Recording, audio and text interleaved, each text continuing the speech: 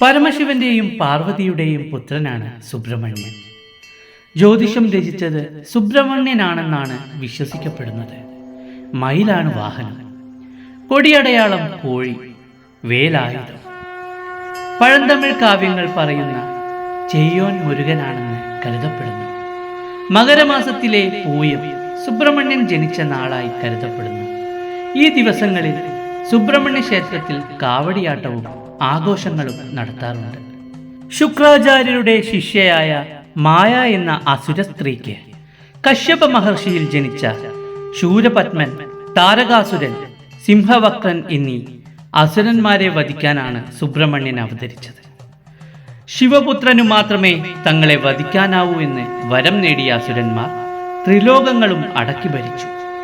ദേവന്മാരുടെ അഭ്യർത്ഥന പ്രകാരം ശിവൻ പാർവതിയെ വിവാഹം കഴിക്കുകയും ചെയ്തു. എന്നാൽ വളരെ കാലമായിട്ടും ശിവപുത്രൻ അവതരിച്ചില്ല. തുടർന്ന് ഭഗവാൻ പഞ്ചമുഖ രൂപം കൈക്കൊള്ളുകയും ഭഗവാന്റെ 5 മുഖങ്ങളിൽ നിന്നും 5 ദിവ്യജ്യോതിഷുകളും പാർവതീദേവിയുടെ മുഖത്തു നിന്ന് ഒരു ദിവ്യജ്യോതിഷും വരികയും ചെയ്തു. ആ ദിവ്യജ്യോതിഷുകളെ അഗ്നിദേവനും വായുദേവനും ചേർന്ന് ഗംഗയിൽ നിക്ഷേപിക്കുകയും ചെയ്തു. ഗംഗ ശരവണ പൊയ്കയിൽ എത്തിച്ച ആ ദിവ്യ ജ്യോതിഷുകളിൽ നിന്നും 6 മുഖങ്ങളോടെ സുബ്രഹ്മണ്യൻ അവതരിക്കുകയും ചെയ്തു.